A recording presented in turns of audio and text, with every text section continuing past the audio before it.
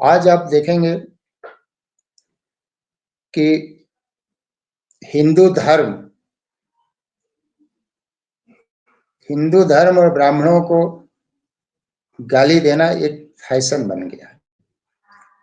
अभी एक degree college का प्राध्यापक कविता का पाठ कर रहा था, बच्चों को कह रहा था कि तुम जो है ज्ञान का दीप जलाना, कांवड़ लेकर न जाना। वो प्राथमिक विद्यालय का भी शिक्षक बनने की योग्यता नहीं है, कृपा पर जो है वो नौकरी पाया है। और कितना सरल है हिंदू धर्म में उपदेश देना। और कांवड़ का वह महत्व है, और धर्म का मतलब ही होता है कि अपने कर्तव्य का पालन करना। जो आज के विद्यार्थी किस तरह से आचरण कर रहे हैं और पहले के विद्यार्थी किस तरह के आचरण करते थे, पहले का समाज कितना स्वस्थ था, विद्यार्थी कितने स्वस्थ थे, और न केवल अपनी आत्मिक उन्नति, भौतिक उन्नति, शैक्षणिक उन्नति और सामाजिक दायित्व में अपने माता पिता गुरुजन का सम्मान कितना ज्यादा गहराई से जुड़ा हुआ था। वो समय ज्यादा उपयुक्त था कि अभी का समय ज्यादा उपयुक्त हो जाता। उसी कांवड़ यात्रा, उसी विधान के उपज हैं आदि शंकराचार्य। उस तरह की प्रतिभा विश्व में कभी पैदा हुई भूतो न भविष्यति। उसी के उपज है पारणी। 1000 वर्ष हो गया। संजीव जी, आप विद्वान आदमी हैं, पारणी के अष्टाध्यायी में आज तक से कोई ऐसी विभूति पैदा नहीं हुई कि जो एक कौवा भी लगा दे उनके व्याकरण में।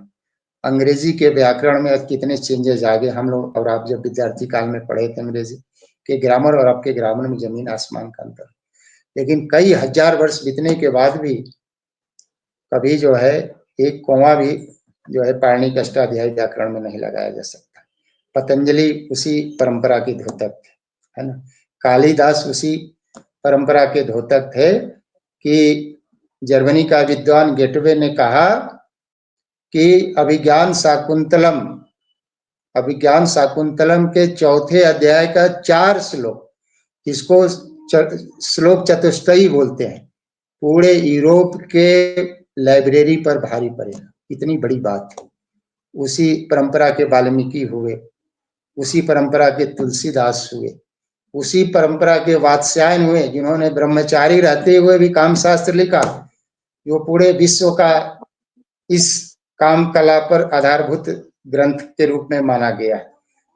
उसी परंपरा के विवेकानंद भी हुए, जिनकी पूजा उनकी माँ ने जो है वही वाराणसी में विश्वनाथ मंदिर के बगल में वीरेश्वर महादेव से जो है कराने के बाद उनको जो है पुत्र की प्राप्ति हुई। और विवेकानंद का पहला नाम वीरेश्वर था।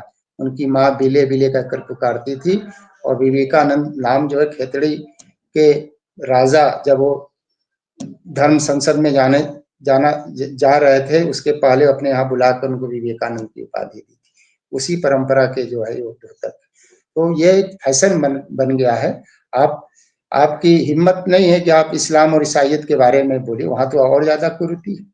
वहां तो बकरीद के नाम पर हजारों नहीं लाखों जो है लाखों जो है जानवरों की हत्या कर जाती। उस पर आपकी कविता लिखने का साहस नहीं हुआ। तजिया निकलता है, कितने गुंडागर्दी होता है, उस पर आपको लिखने का नहीं होता। अरे कांवड़ यात्रा ही ऐसा है कि व्यक्ति और जो भी उसके जा रहे हैं उसमें एक भावना ऐसी विकसित होगी, उसका मन स्वस्थ होगा, उसका तन स्वस्थ होगा, तब वो जो है कालिदास बनेगा, तब वो पतंजलि, पाणिनि और शंकराचार्य बनेगा।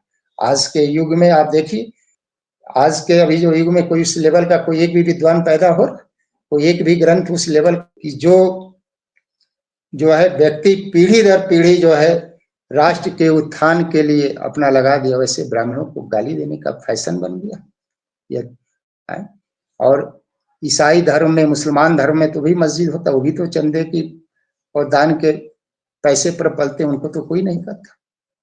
भारत के जितने भी बड़े बड़े मंदिर हैं वो सारे सरकार द्वारा अधिकृत कर लिया गया।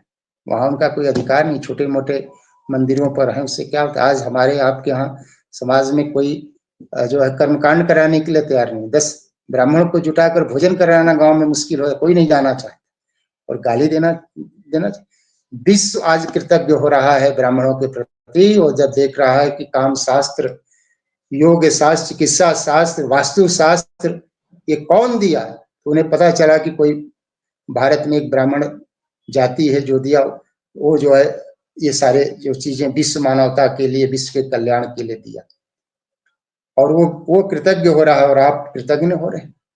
पीढ़ियां बीत गई जो है, और सबसे गरीब अगर कोई है, किसी भी कहानी कथा में या प्राचीन पढ़ेंगे तो किसी गांव में एक गरीब ब्राह्मण रहता है।